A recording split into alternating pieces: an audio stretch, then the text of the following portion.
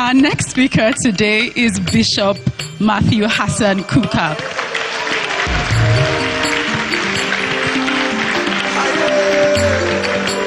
Matthew Hassan Kukah is the Bishop of the Roman Catholic Diocese of Sokoto, a capacity in which he has served since 2011. Bishop Kukah is a graduate of philosophy and theology from St. Augustine Major Seminary, Jos, a graduate of the University of Ibadan, and was ordained a Catholic priest in 1976. Bishop Kukah holds a master's degree in peace studies from the University of Bradford, UK, a PhD from the University of London School of Oriental and African Studies. He was also a senior Rhodes Fellow at Oxford University between 2002 and 2003, as well as an Edward Mason Fellow at the Kennedy School of Government, Harvard University. Bishop Kukah has vast years of working experience within the church, in the academia, and as a respected statesman.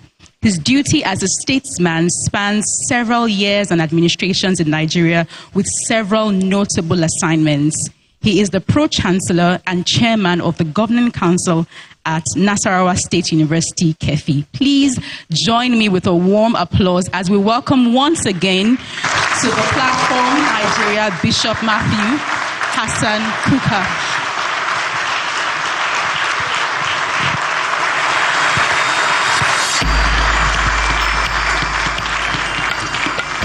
Thank you very much. Thank you very much. Please.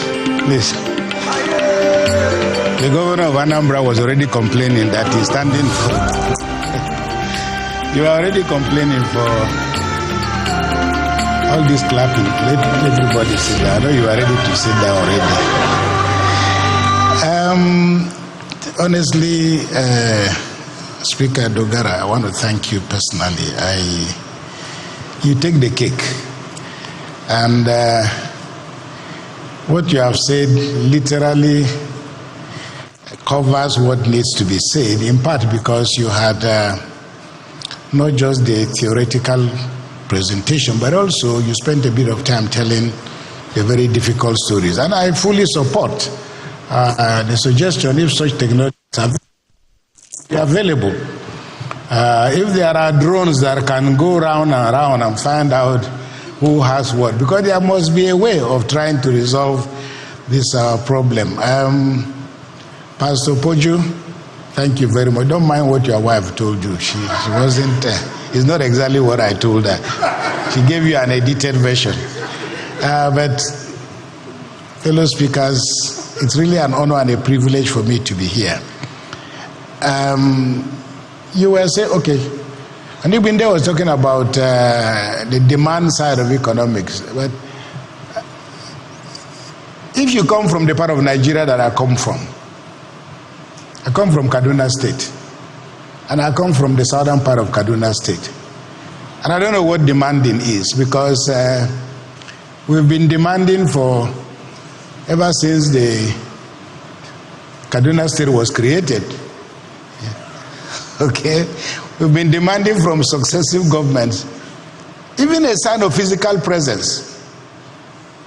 Okay, there isn't across the whole of southern Kaduna not a single sign of federal presence.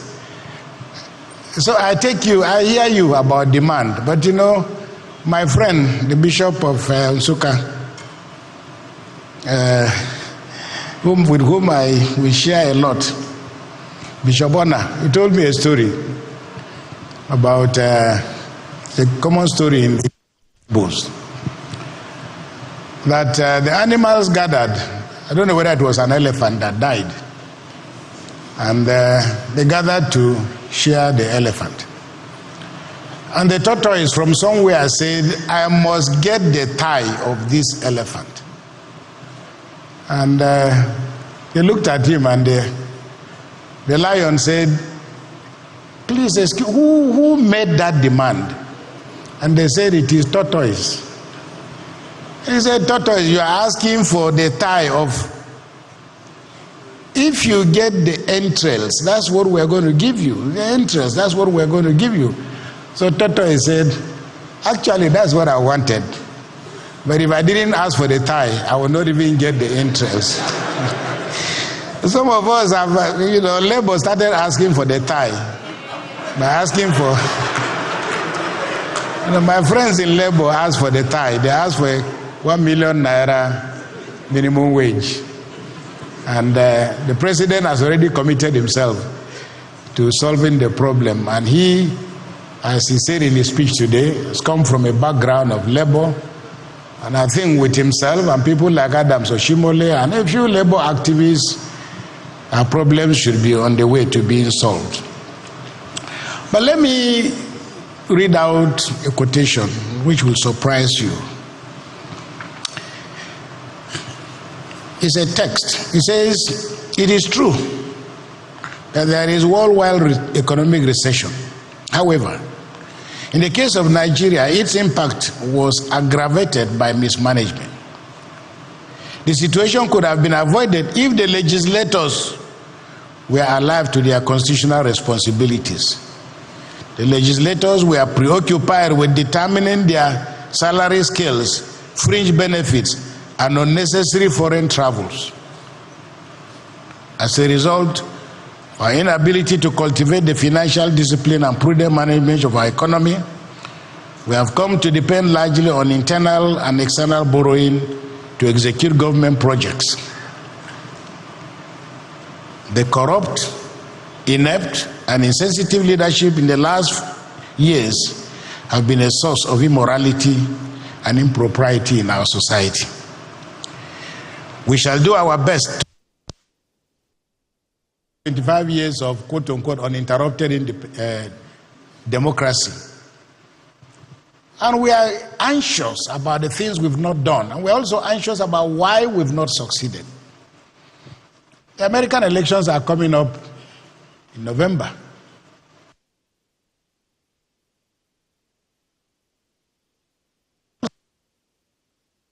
Exactly 245 years since America elected their first president in 1789. It is to make the point that democracy is not an event. Democracy, the way we understand it, there's a lot of anxiety across the board, and I think all the speakers have said what needs to be said. There's no need, except for me to try and just take you back a little bit, because I prefer to take a fairly historical view, because too many of us are too careless about our expectations. And it's legitimate to have expectations, but those expectations must be founded on reality. Professor Huntington, the famous American professor, was actually my teacher. He did say something, that there were three waves of democracy. Democracy in the 19th century, which is the wave that took America and other countries, and then the post-World War II wave, which took most of the countries in Europe, and then of course the third wave happened in 1970, that saw Africa, Asia, and Latin America becoming democratic, or at least embracing the principles of democracy. But as you see across Africa, democracy has been manifested in different shapes and in different forms. And like Speaker Dogara said, Churchill's statement, the worst form of government except for others.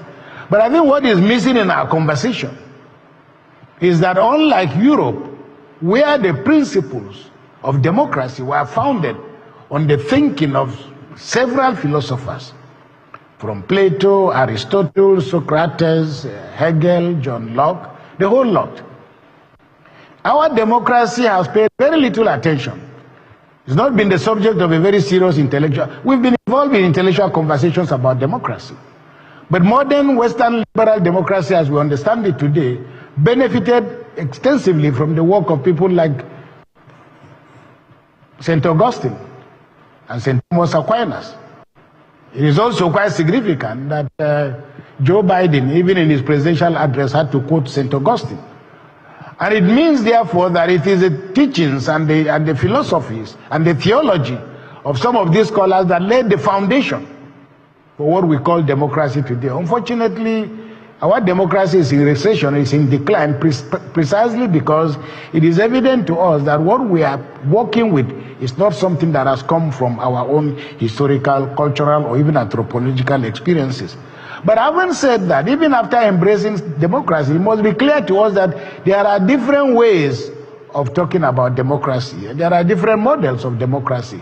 The British left us with the Westminster parliamentary system. We quarreled with it, and then we decided we wanted the American presidential system. Of course, I was secretary of the Political Reform Conference in 2005, when the discussion went on about term limits. And there was so much anxiety, almost like there are the kind of anxieties that Nigerians have. You know, we have Nigerians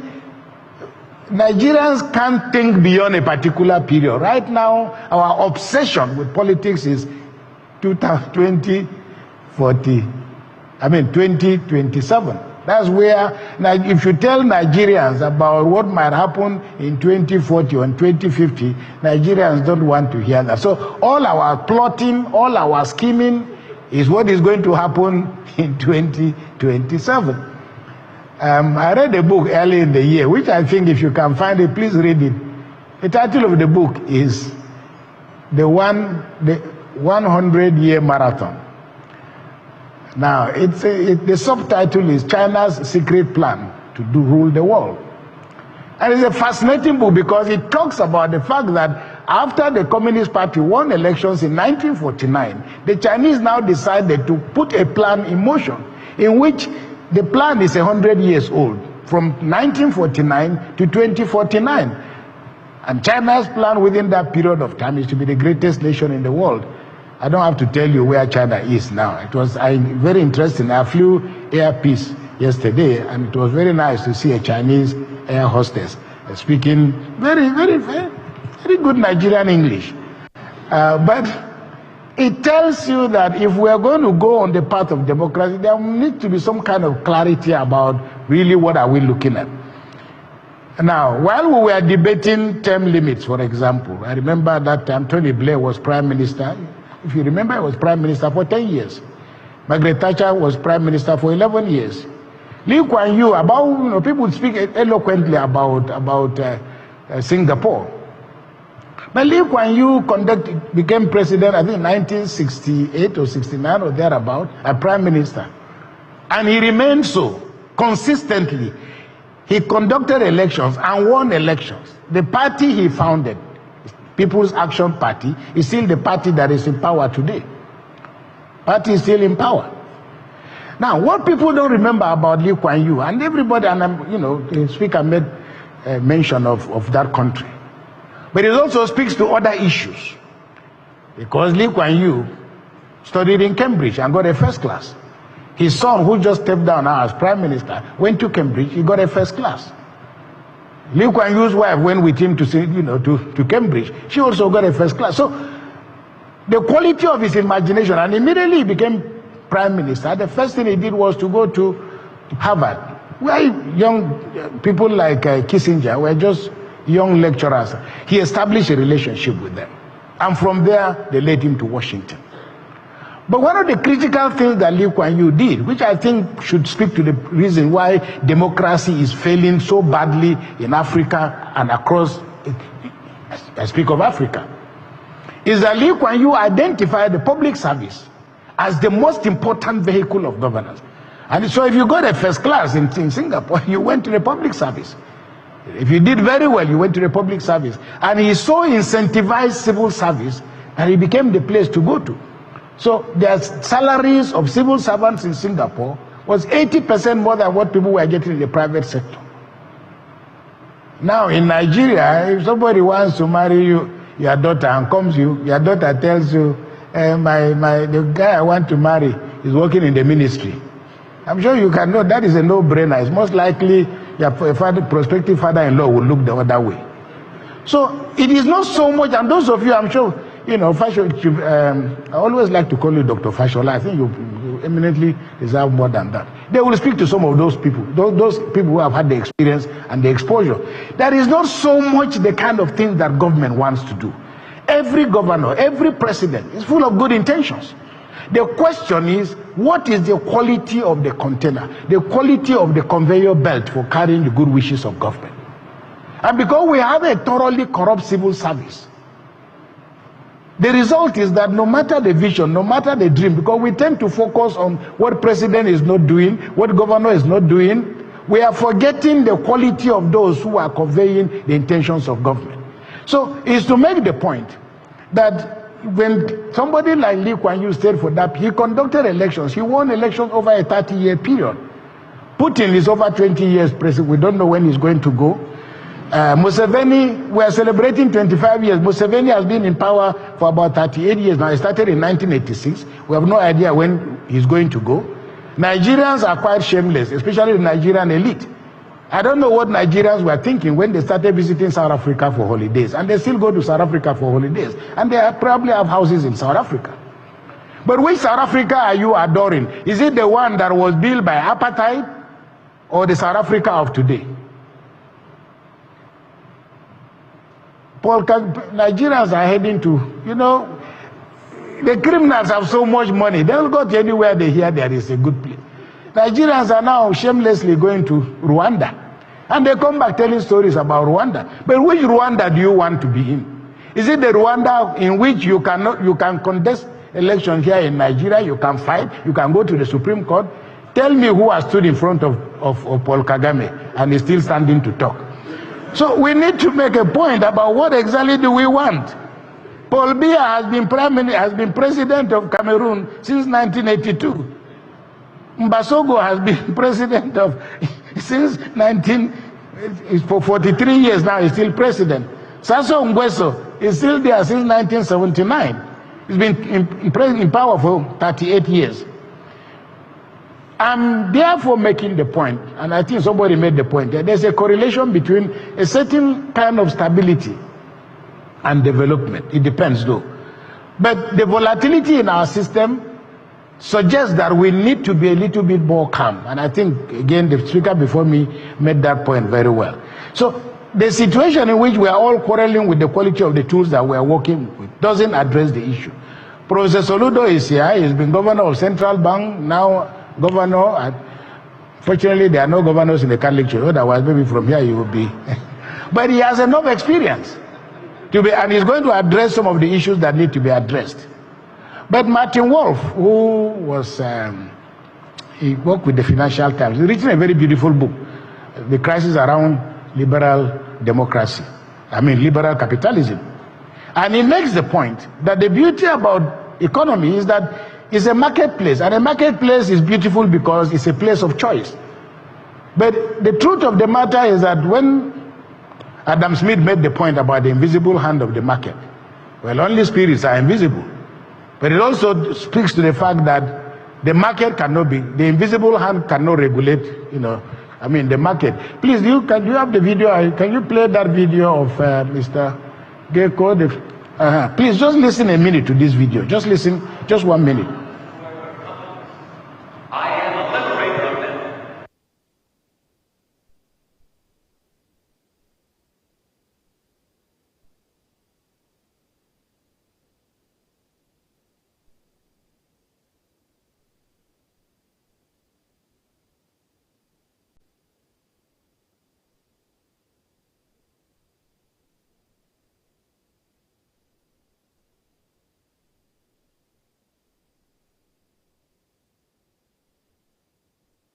Mark the upward surge of mankind and greed, you mark my words, will not only save Teldar Paper, but that other malfunctioning corporation called the USA. Thank you very much. I love this video. It's a film called Wall Street. And it speaks about what happens, because the collapse of the world economy in 2008, it has left very interesting dimension. But one of the very interesting things is that Wall Street, which is really the temple of the world economy of the world, is that after this collapse of the world economy, hundreds, millions of Americans became homeless. Its impact reverberated across the world. But the very interesting thing is that nobody, not one single person from Wall Street is in prison. Now, Michael Douglas there talks about the glory of greed. And the issue that the speaker spoke about, the challenge for many countries in Africa, beginning with Nigeria, is how do you restrain the greed of the political elite? Not only the political elite, but the greed and the appetite of ordinary Nigerians. Because it is feeding this beast that has made it impossible for this country to grow. And of course, you know, when people talk about labor asking for 60,000 naira, government says it's unable to pay. Well, economists talk about what they call incentive compatibility. We cannot talk about people being corrupt when it is clear to us that the incentives for doing the right thing doesn't exist. Now, the conflict around the discussion of what economic choices to make. What, are we to be socialists? Are we to be capitalists? Nigeria is neither. And it's not a choice of either or. And China has demonstrated very clearly to us that we don't have to make those kind of choices. There's a story of a woman came back from the market and she had a set of twins. She came back with a small cake. When she brought out the cake, the children had a monkey. And the mother was about to give the cake to the twins, and the monkey said, "Look, you are a mother. You cannot give this. You are going to create problems for your children. How will they share this cake? I'm a neutral person, so let me share the cake." The monkey collects the cake, breaks the cake into two, and discovers this one is bigger than this. So he bites, because they are twins. He bites it off in order to equalize it. And in biting it, this one became bigger than this, and he beat this. And then the children are waiting for the cake, and they are looking at, and the monkey goes, and by the time the monkey turns around, the cake is finished. It's that what we have before is not so much, socialism has not worked for us, but it doesn't mean that capitalism will work for us. It means that there has to be something internal in the heart. It's very interesting. We don't like to talk about religion, and people say that the religion has become, they've abused everybody. There's no amount of abuse they've not heaped on religion. But the point, he said, it is religion that stops the poor from killing the rich, and therefore you must actually also help us. Yes, it's religion.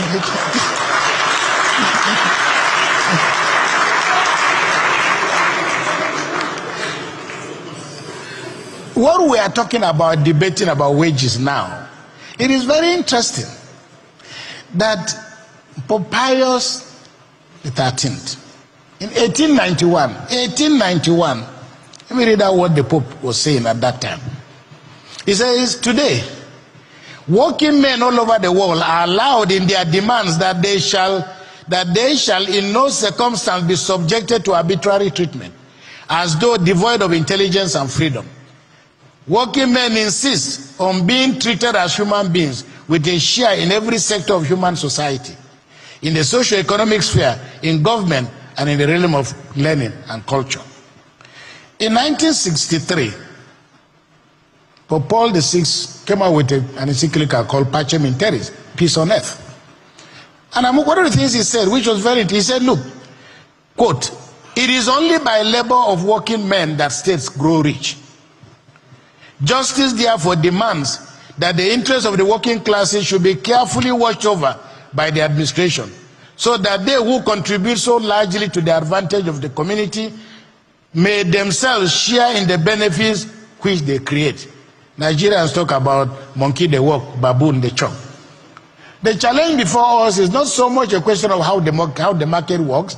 The challenge is that the human person in Nigeria must become the thermometer for gauging whether systems are working or not working. And we have provisions in the Nigerian constitution. And I think that the challenge before us, the National Assembly and the government, is to go back to some of, I hear the criticisms against the constitution, but there is enough in our constitution to give us the things we are asking for. If you just go through chapter 2 of the constitution, of course, the frame has said that the issues we are asking for, they are not justifiable. But they are fundamental as to how Nigeria is going to grow. There are provisions, for example, encouraging us to intermarry, encouraging us to form association, encouraging us about religious freedom. But a lot of these issues are operated by their breaches. So, for example, when you look at the United States of America, when their constitution was made, it was if they didn't anticipate, the constitution was essentially for white men who were rich and with property. But within a 3-year period, by 1865, America realized mistakes had been made. They couldn't have foreseen everything. So the 13th Amendment in 1865 said that there will be no more slavery and nobody should be engaged in forced labor. They tried to make it happen. The 14th Amendment, which followed almost immediately, allowed people, now ordinary America, by just being a citizen of America, common citizenship was established. Were the rights achievable? Maybe not. But a system of inclusion was beginning to develop. The 15th Amendment gave people, including black people, the right to vote. And guess what? All the conversation we're having now about gender and so on and so forth, it didn't start with Nigeria. It's not as if Africans don't like, no. It is that actually, with all these amendments, women still could not vote. Black people could vote in America, but women could not vote, including white women. It was not until the 19th Amendment in 1920 that women were now free to vote. So women have traveled a very long journey. I know you still have a long way to go, but it's important to know how you have come to where you are today. In fact, a writer has said that in reality, American democracy didn't come on stream until 1965. A lot of our women, I hear women say, oh, we want to be like Rwanda. You know, in the Rwandan parliament is full of women. But I say, talk slowly, because the reason why, if you need to kill, you need to lose many of your husbands as the men died in the Rwandan genocide, for women to be, because that's how it came about, you know, that women are so, and of course it's a tactical matter, it's worked very well, but I think it's important to understand that after over 100 years of these provisions, the emergence of an organization called Black Lives Matter suggests very clearly that all the principles enunciated, whether by constitution or the promises of democracy, have to be earned, and I think that this is the point that Onibinde made very well, by contestation. So, Black Lives Matter, despite the promises in 1963, the things that Martin Luther King said in his famous speech, many years later, black people still realize they still have a long way to travel. But what is very interesting in all of this is that we work for so that one generation will be better than this generation. The problem with the Nigerian situation is that we today want to make sure if life is not good for us, then life is not likely to be good at all. So moving forward, and by way of conclusion, is to go back to some of the things that have been articulated here. What does it really mean to be a Nigerian? Irrespective of your economic status. Because I always say these are the things that Chinua Achebe spoke about eloquently, you know, when he spoke about his people. Because he always insisted that Igbos must not allow these people who have money misroad to take over, you know, their communities. Because the question, when you talk about the elite, Nigerians measure elitism by the size of your house or the size of your car. So it doesn't matter whether you are educated or not educated. I was here in Lagos. I had a wedding in Lagos. And the groom was so well dressed. Beautiful dress. So when we now go through the ritual, I said, I, Thomas. I mean, we had finished. Say, I, Thomas. The guy said, I, Thomas. You say, I, Thomas. He said, you say, I, Thomas. I said, and I kept going on. I said, repeat after me. He said, I said, repeat after me. It was quite embarrassing because there was a loudspeaker. I didn't know the man was a stark illiterate. But he was marrying this gorgeous woman who must have married him for whatever reasons, love, if it happens. But at least there were things that were obvious. So I think we must redefine what it is to be a Nigerian, but we must also make sure that the elite claim this argument and claim this space. Because I've not seen anywhere where illiterate people have built a civilization. It is important that we understand that democracy has its ideals, but those ideals must be enunciated by intellectuals. And I think there needs to be a much more firmer foundation and finding a place for the moral guardrails that can protect our people. Otherwise, those who dismiss religion forget that even if religion didn't exist, it will be invented. Because there are so many things we cannot explain in life. But in the final analysis, people need to be reminded constantly that this world is going to end. The Catholic Church teaches a principle that it calls a universal destination of goods. That is that everything we have here on earth, and Pope Francis wrote an eloquent encyclical called Laudato Si in 2015 to make the point that everything God created is for a purpose. It's not for the greedy. It's for all his children. And I think we must continue, and I think those of us who are in the religious business, let me put it that way, we have to continue to refine the arguments. We have to continue to hold certain ideals, because like one of my favorite writers, Obiegbo, what we need is not necessarily empires or emperors. What we need is a clean society where we measure our progress not by the presence of the rich, but by the absence of the poor. And finally, the only way democracy can work is that democracy has to be an instrument of development. And if we use democracy to develop, then we'll be developing democracy. I want to thank you very much, because I think my time is up.